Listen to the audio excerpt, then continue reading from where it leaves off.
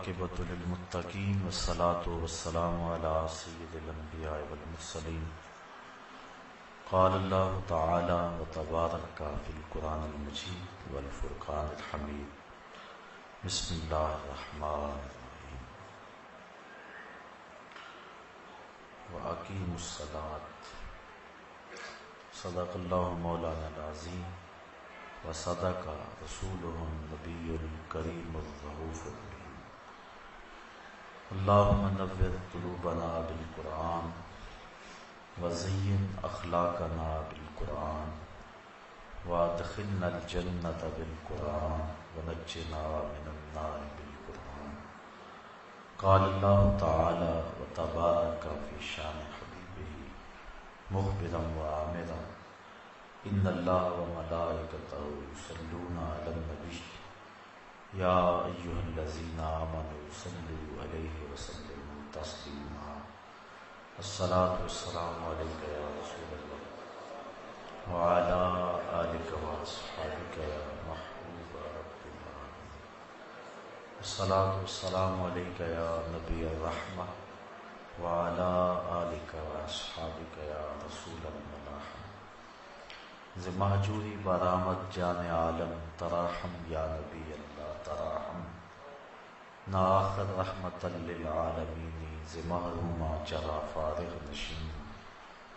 برو آول سراز برد یمانی کہ روئے تست صبح زندگانی عدیم طائف نالین پاکن شراک از رشتہ جہائے ماکن چے باشد گر کنی سوئے نگاہے ہمیشہ گر نہ باشد گاہے گاہے نگاہے یا رسول اللہ نگاہے نگاہے یا حبیب اللہ نگاہے پیا پہ گر نہ باشد گاہے گاہے نگاہے یا رسول اللہ نگاہے صد ہزاراں جبریل اندر بشر بہر حق سوئے غریباں یک نظر یا رسول اللہ انظر حالنا یا حبیب اللہ اسمع قالنا اننی فی بحر غم مغرق خذ یدی ساحل لنا اشکالنا یا صاحب الجمال و یا سید البشر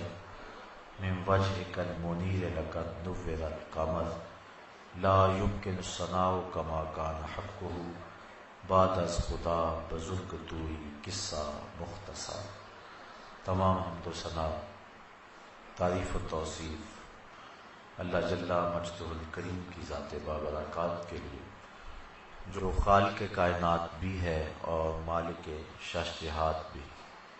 اللہ جل وعلا کی حمد و ثنا کے بعد حضور نبی اکرم شفیع امم رسول محتشم نبی مکرم اللہ کے پیارے امت کے سہارے رب کے محبوب دانائے غیوب مالک رقاب امم فخر عرب و عجم والی کون و مکان سیاہ لا مکان سید انس و جاں سرور لالا رخاں نیر تاباں سر نشین مہوشاں ماہ خوباں شہنشاہ حسینہ تتمہ دوراں سر خیل زہرہ جمالہ جلوہ صبح ازل نور ذات لم یزل باعث تکوین عالم فخر آدم و بنی آدم نیر بطحا رازدار ما اوہا شاہد ما طغا صاحب علم نشرہ معصوم آمنہ احمد مجتبیٰ حضرت محمد مصطفیٰ صلی اللہ علیہ وسلم کے حضور ناز میں اپنی عقیدتوں ارادتوں اور محبتوں کا خراج پیش کرنے کے بعد معزز محترم محتشم سامعین خواتین و حضرات السلام علیکم ورحمۃ اللہ وبرکاتہ۔ حمد و مدحت کے بعد معزز محترم سامعین، آج فضیلت نماز کے عنوان سے کچھ باتیں آپ کے گوش گزار کرنے کی کوشش کروں گا۔ اللہ تعالیٰ میری زبان پہ کلمۃ الحق جاری فرمائے۔ نماز ایک اہم فریضہ ہے۔ توحید باری تعالیٰ پر ایمان تیقن کے بعد نماز کی اہمیت اور اس کی تاکید جس انداز کے ساتھ فرمائی گئی ہے وہ کسی سے مخفی نہیں ہے۔ قرآن مجید میں 750 مرتبہ مختلف صیغوں سے نماز کا حکم صادر کیا گیا ہے۔ نماز اللہ کے قرب کا ذریعہ ہے۔ بندہ سجدے میں سب سے زیادہ اپنے رب سے قریب ہوتا ہے۔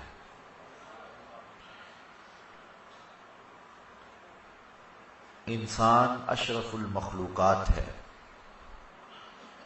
جتنی بھی مخلوقات کے انداز عبادت ہیں وہ سارے نماز کے اندر جمع کر دیے گئے۔ قیام، رکوع، قومہ، جلسہ،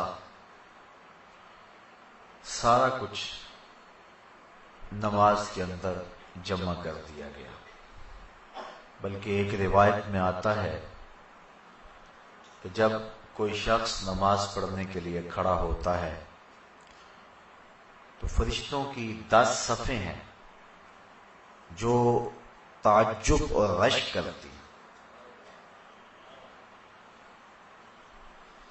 صاحب قوت القلوب شیخ ابو طالب مکی نے اس کا مفصل تذکرہ فرمایا ہے کہ کچھ فرشتے قیام میں ہیں، کچھ فرشتے قعود میں ہیں، کچھ فرشتے رکوع میں ہیں، کچھ فرشتے سجدے میں ہیں، کچھ تسبیح کر رہے ہیں، کچھ تحلیل کر رہے ہیں، کچھ استغفار طلب کر رہے ہیں، کچھ ثنا کرتے ہیں، کچھ درود پڑھتے ہیں اور کچھ دعا مانگ رہے ہیں۔ جو رکوع کرتا ہے وہ ہمیشہ رکوع میں ہے، سجدہ اس کا مقصود نہیں ہے۔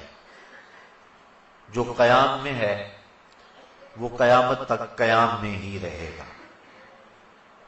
جو تسبیح کر رہا ہے اس کا وظیفہ تسبیح ہی ہے۔ جو ثنا میں لگا ہے وہ ثنا کو ہی ساری زندگی قیامت تک اپنائے رکھے گا۔ جو استغفار طلب کر رہا ہے وہ استغفار میں ہی ہے۔ لیکن جب انسان نماز کے لیے کھڑے ہوتے ہیں تو یہ 10 صفیں جو فرشتوں کی ہیں یہ انسان پہ رشک کرتی ہیں، اس اعتبار کے کہ جو قیام میں ہے وہ کہتے ہیں کہ میری نماز میں تو صرف قیام ہے، لیکن یہ انسان کتنا خوش نصیب ہے کہ اس کی نماز میں قیام بھی ہے، رکوع بھی ہے، سجدہ بھی ہے، قعود بھی ہے۔ استغفار والے کہتے ہیں کہ میرے پاس صرف استغفار ہے، ثنا والا کہتا ہے کہ میرے پاس صرف ساری زندگی ثنا ہے، لیکن اس کی نماز میں ثنا بھی ہے، اس کی نماز کے اندر استغفار بھی ہے، اس کی نماز کے اندر دعا بھی ہے، اس کی نماز کے اندر درود بھی ہے، اس کی نماز کے اندر سلام بھی ہے۔ تو اس طرح فرشتوں کی جو 10 صفیں ہیں جو مختلف نوعیت کے طرز عبادت میں لگی ہوئی ہیں، تو حضرت انسان کی عبادت پر فرشتے بھی رشک کرتے ہیں کہ یہ کتنا اللہ کا مقرب ہے کہ اللہ نے اپنی عبادت کے سارے طریقے اور اپنے کو پکارنے کے سارے انداز ایک انسان کو عطا کر دیے۔ نماز اللہ کے قرب کا سب سے بڑا ذریعہ ہے۔ حضرت شیخ مجدد الفسانی علیہ رحمہ فرماتے ہیں کہ جو لذت نماز میں ہے وہ کسی اور جگہ موجود نہیں ہو سکتی ہے۔ نماز کی فضیلت، مجد و شرف، اس کا انداز اور اس کا آپ اندازہ اس سے لگا سکتے ہیں کہ نماز تو مجد و شرف اور فضل و کمال کا سبب ہے ہی، جو اذان ہے اس کی اتنی برکتیں ہیں کہ حضور نبی رحمت صلی اللہ علیہ وآلہ وسلم نے فرمایا المؤذنون اطول الناس اعناقا یوم القیامہ، قیامت کے دن سب سے اونچی گردنیں اذان دینے والوں کی ہوں گی۔ یہ حضرت معاویہ رضی اللہ تعالی عنہ سے مروی ہے۔ قیامت کے میدان کے اندر جب لوگ چلیں گے تو سب سے اونچی گردنیں مؤذن اذان دینے والوں کی ہوں گی۔ بلکہ ایک شخص حضور کی خدمت میں حاضر ہوا اور وہ عرض کرتا ہے کہ حضور مجھے ایسے عمل کی نشاندہی کیجیے کہ میں وہ عمل کر کے جنت میں داخل ہو جاؤں۔ تو حضور نے فرمایا کن مؤذنا، تو مؤذن بن جا، پنجگانہ اذان دیا کر۔ اس نے کہا لا استطیع، میں اس کی استطاعت نہیں رکھتا۔ وقت پر آنا، سب نمازیوں سے پہلے آنا اور وقت کا خیال رکھتے ہوئے اذان دینا، یہ سب سے مشکل کام ہے۔ اس نے کہا کہ میں اس کی استطاعت نہیں رکھتا۔ فرمایا کن اماما، اچھا پھر تو امام بن جا۔ اس نے عرض کی لا استطیع، میں اس کی استطاعت بھی نہیں رکھتا۔ تو پھر حضور نے ارشاد فرمایا فقم بإزاء الامام، تو پھر امام کے پیچھے کھڑا ہو جانے والا ہو جا۔